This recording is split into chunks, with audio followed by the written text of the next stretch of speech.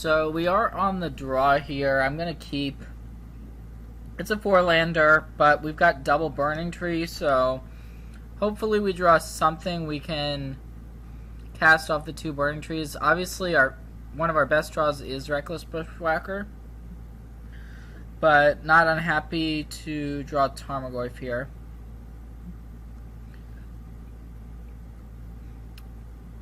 So, next turn, planning on deploying basically all the cards we can. Our opponent's leading on Verdant Catacombs. This could easily mean something like Jund or Abzan. And these matchups are quite close. Unfortunately, we're on the draw here. So yeah, it is going to be a black-green mid-range deck, it looks like. So, unfortunately, we drew a land there. I'm going to go ahead and start by attacking with Curdape.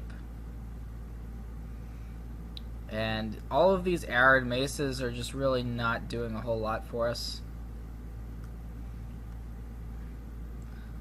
So we're pretty much all in on basically playing all of our cards, which happens. Sometimes the games are just pretty straightforward. You throw everything you got into play, and hopefully it's good enough. Unfortunately, our opponent is not taking damage from that Dark Confidant reveal. It was a Treetop Village. But we'll see. I mean, our opponent is going to have to deal with our board here. And there's a variety of cards, removal spells our opponent could play. There's also cards like Scavenging Ooze, cards like Tarmogoyf. So Maelstrom Pulse would be a card that could potentially take out both of our Burning Tree emissaries. So, yeah, I mean, we'll see what our opponent's up to. It actually looks like it's going to be an attack with the Dark Confidant, which puts us in an interesting predicament. So, if we block, we're kind of letting our opponent potentially play a Scavenging Ooze and eat something. So I think we just want to take it. I think blocking is just playing too much into our opponent's hands. There's too many reasons why our opponent would want to make that attack. And okay, so it is going to be a Maelstrom Pulse taking out the Burning Trees. But you know what? Now our Tarmogoyf is a 3/4, so we can live with that. I think we're probably in a bad spot here.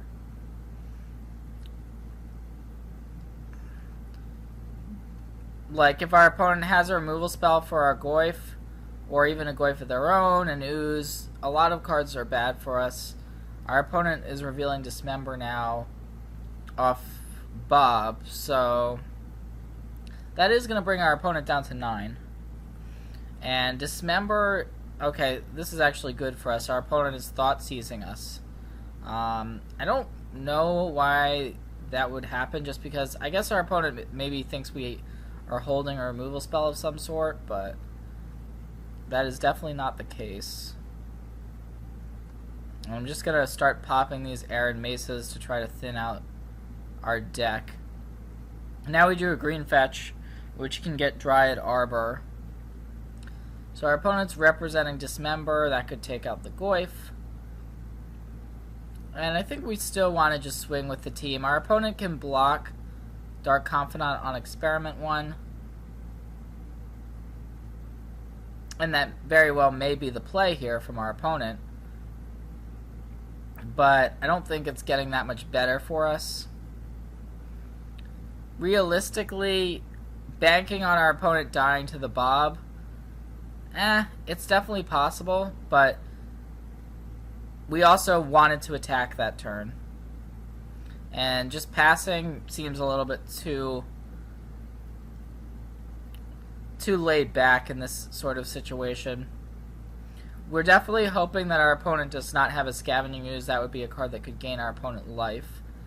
And here's a Tireless Tracker. Okay. So interestingly, this Ghost Quarter could be pretty good, pretty annoying to deal with. And our opponent does actually have the Scavenging Ooze.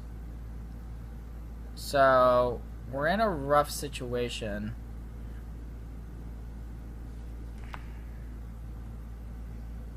So let's see what we get here. It's a Goyf. So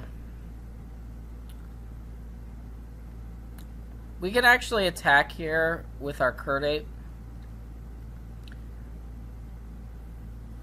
And maybe that our opponent, our opponent's just going to block it with Tireless Tracker.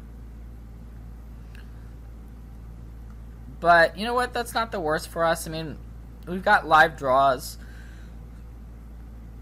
Our opponent's definitely got some gas with a clue and 2 cards in hand. But could be worse for us. Finally, the Treetop Village enters play, which we knew about.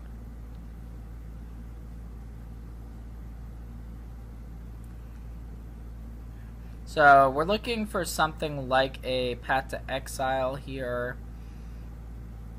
Theoretically, our opponent can eat 2 creatures and then sack the Ghost Quarter on one of their lands to make the Ooze into a 5/5. Basically what I mean is our opponent's a little short on green mana, but the Ghost Quarter, you can use Ghost Quarter, sack it, destroy your own land. And that's one play we may want to think about. So our draw step here is Lightning Bolt. So this is tough actually in terms of what we want to do here. So if we attack with both of our creatures, our opponent can potentially make the play involving Ghost Quartering their own land. And it looks like we are playing against a straight black-green version. And this is not a 3-color deck. We could also just pass here, and passing is definitely not exciting in this spot because there are a bunch of creatures to eat. The Scavenging Ooze can eat. So I think I like attacking. This may end up costing us, for sure. But I'm not sure that we're winning letting this Ooze continue to get bigger.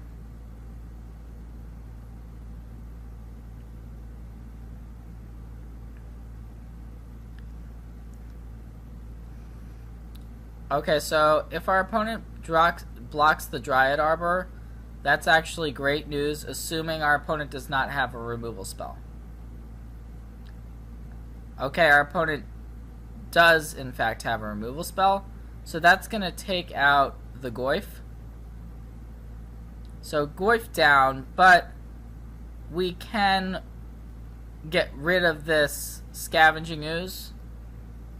So even if our opponent makes the Ghost Quarter play, they're still going to end up losing the Scavenging Ooze. Okay, so the Scavenging Ooze is now gone. So we've kind of managed to grind through a lot of our opponent's cards. That's not to say that they don't have more gas left. We're definitely hoping to dodge. Okay, so our opponent's firing off an Inquisition. That doesn't really do anything. We're basically hoping to dodge the big creature threats from our opponent. Stuff like a Goyf, an Ooze, a Tireless Tracker, those types of cards. But our opponent does have the onboard advantage with the Treetop Village in play.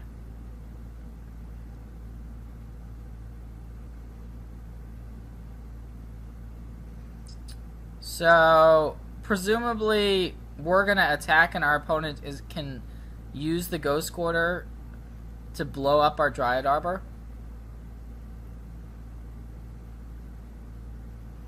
And, yep, that's exactly what's going to happen. So we still have one more basic left in our deck.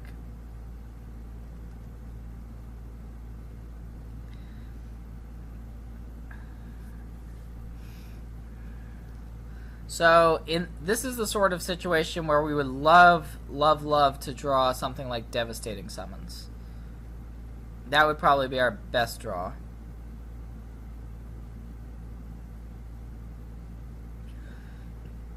So here's a Goyf. That's pretty bad news for us. We can play this Nacatl. And now we're going to try to set up our defenses, but if our opponent has more removal in hand, it's going to be really tough for us to win this one.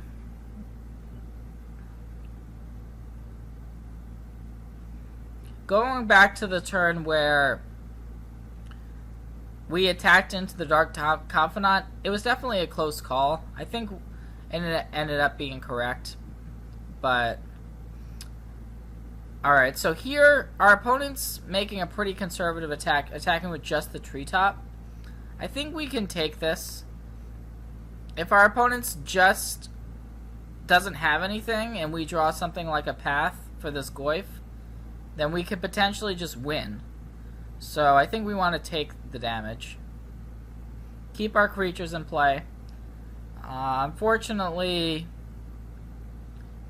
drawing a land was not what we wanted, so we're just going to be forced to pass back now.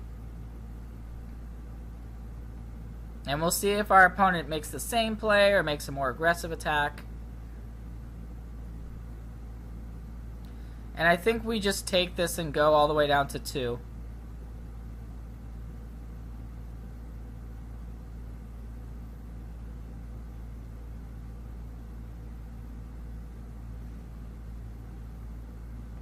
So, alright, experiment 1 was the draw. Not the best one. But we're just going to pass back here.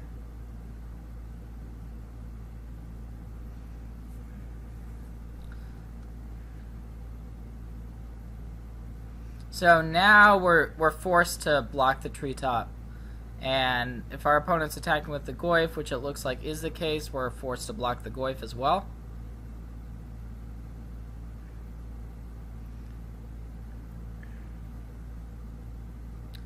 And yep, looks like we're going to a game 2 here. We definitely were in that game. It was a close game. Just didn't come out on the right end of it. So on the play, I do like the Molten Rains, and also fine with Path to Exile for the most part. So cards we can look at taking out. Atarka's Command is not the greatest in this matchup, so fine with shaving on those for sure. Also, Bolt is kind of mad. We want to keep in most of our creatures, so I'm actually fine with just boarding out Atarka's Commands and keeping our deck pretty lean. Also, Atarka's Command is sometimes your last card in hand, and it can just get taken with something like an Inquisition. So I'd rather have Lightning Bolt in that sort of a spot. This hand is pretty good. So we have the classic decision here on turn 1 of which creature we want to lead off on. I actually prefer leading off on the Curd Ape in this spot. That way we can attack for 4 damage on our next turn. There aren't that many removal spells that can kill the Curd Ape here. And we also just don't want our opponent to get extra lands here.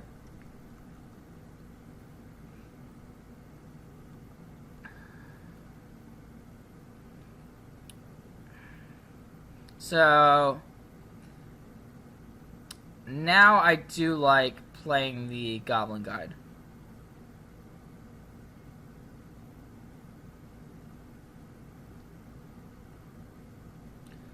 And we'll see what our opponent has on top. It is a Thoughtseize. That's a pretty interesting card for our opponent to be revealing here. Because our opponent could potentially cast it next turn to take our Molten Rain, and our Molten Rain is pretty good. It's could definitely win us the game almost single-handedly, but there's not much we can do. I'm going to go ahead and play the Sacred Foundry out, though there's definitely an argument for playing the Windswept Heath instead. And we'll see if our opponent casts a Thoughtseize, maybe he casts a creature. Okay, it's going to be a Thoughtseize. That should almost certainly take the Molten Rain. But we have so many live draws that are going to allow us to surge the Reckless Bushwhacker.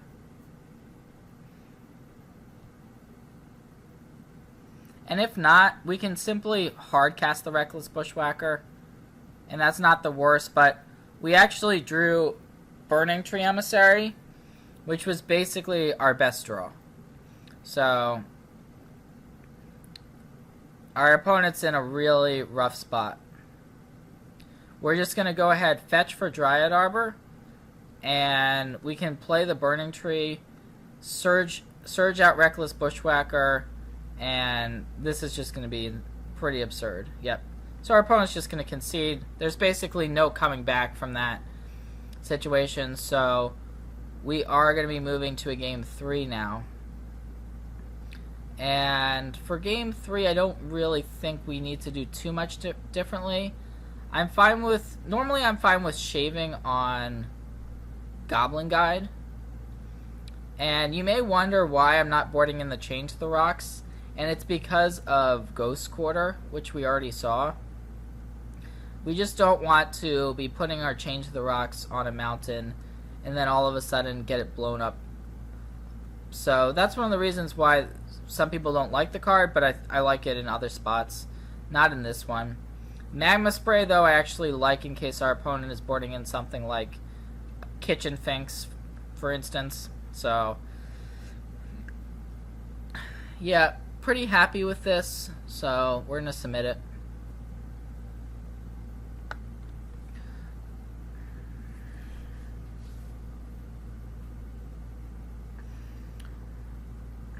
So, once again, we have a double Burning Tree draw. We're going to keep, and we'll see what our opponent's got. Okay, Inquisition is a good start for our opponent. So, that most likely, I would think, is going to take the Experiment one. But it definitely depends on what our opponent's got. But yeah, it is the Experiment one, so we definitely would have loved to then immediately draw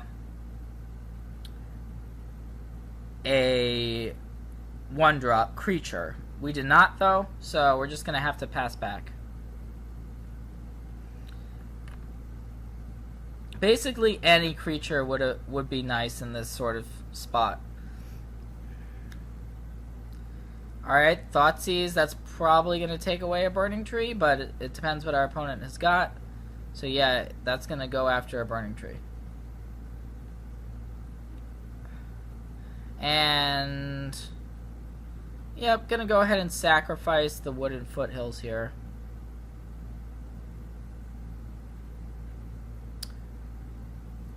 And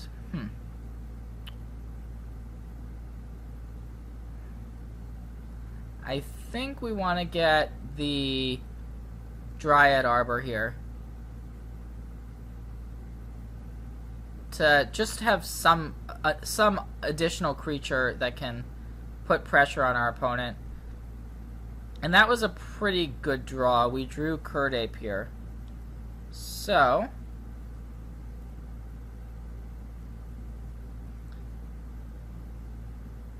I think we can just go ahead and get our basic mountain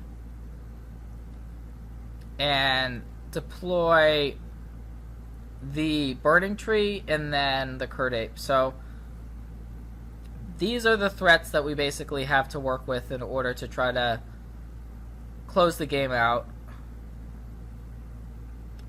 And most of these black-green decks don't actually play real sweepers, so they're going to have to try to either deal with these threats one by one with removal spells, or try to go over the top with something like a Goyf. So Lily can definitely be used as a removal spell, and it looks like that is what our opponent's going for.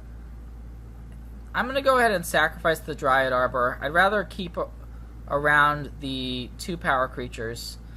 And we can sacrifice the Wooded Foothills in order to get another forest here.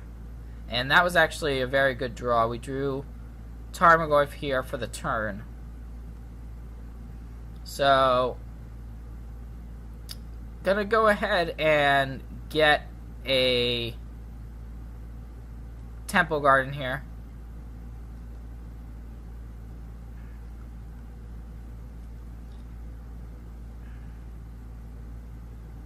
Our opponent notably could have something like a Slaughter Pact, but we're not going to play around it. If our opponent does have that card, then, you know, more power to you, but we're going to go ahead, take out Lily, deal 2 to our opponent, and then the Goyf is a really nice follow-up to have.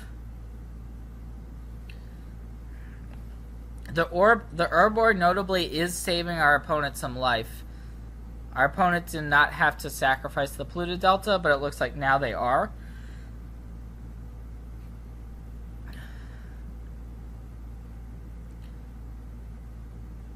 Alright, Obstinate Baloth. That's a pretty big whammy. It's going to put our opponent up to 17. So, now we have these Lightning Bolts, which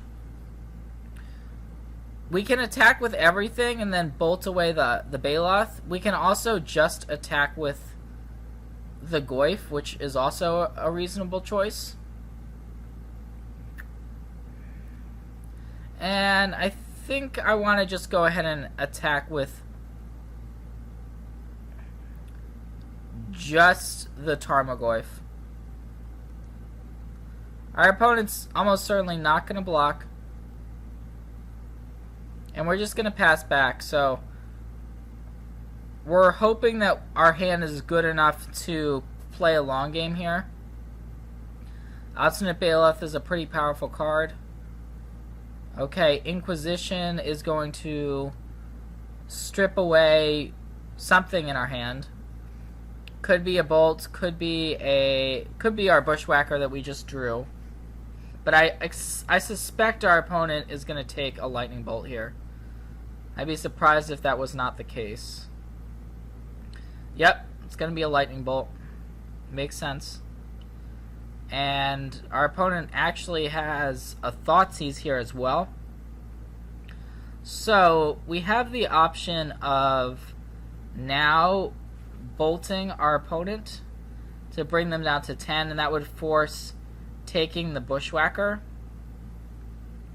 However, I think we just let this resolve here.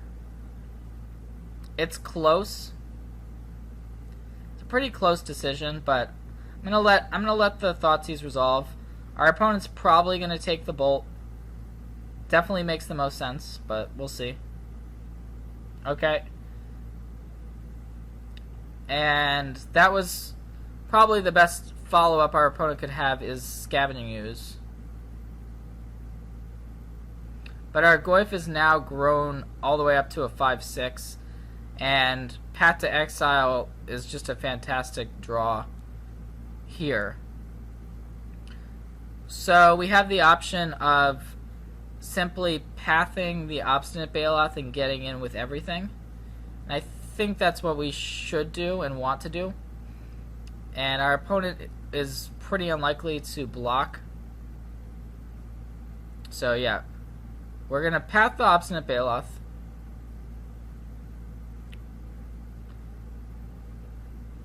And our opponent's going to end up taking 9 this turn, falling down to 2. So hopefully this Ooze is not going to be good enough to allow our opponent back into the game. Our opponent can activate it 3, potentially even 4 times though. There are, however, only 2 creatures in the graveyard, so that means as of right now our opponent can only gain 2 life off of the ooze. And of course, if we had known we were drawing Path to Exile and that our opponent was playing ooze that turn, we would have fired off the bolt. But I prefer not just spending bolt to deal 3 to my opponent if I can avoid it, and I felt like I had a good reason not to play it, but holding Bushwhacker is nice because anytime you draw a Burning Tree and you just have Bushwhacker in hand, it's just so insane. You're just like, oh, like last game, basically that exact scenario happened, and it was just like, oh, now I just win on the spot. So our opponent's just passing. Our draw is Curdate, which doesn't actually help our board, but I think we just go ahead and attack here. So we'll see if our opponent can do anything to basically stop from dying. And it's going to require a removal spell here. Although I forgot about Dryad Arbor. So Dryad Arbor means that our opponent can go ahead and make the ooze a 5/5 and go down to 1. So that is what our opponent's doing. So they are close to stabilizing. But we've still got 3 creatures in play after this Curdate. Notably, if we had drawn a land there, we would have just won, because we can just hard cast the Bushwhacker and have 2 more points of damage.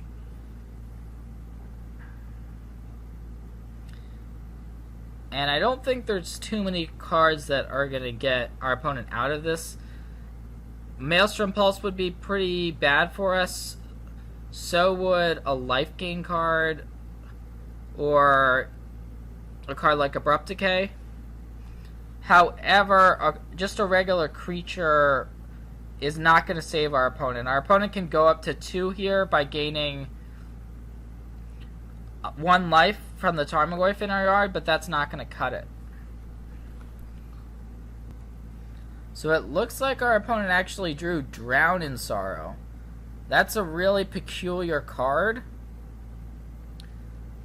And it could actually potentially save our opponent, because now there are 2 creatures in the graveyard, so the ooze can get bigger, but we drew a land, so hopefully that is going to be good enough to win us the game. We can just simply hard cast the Bushwhacker and attack with everything. That should do it.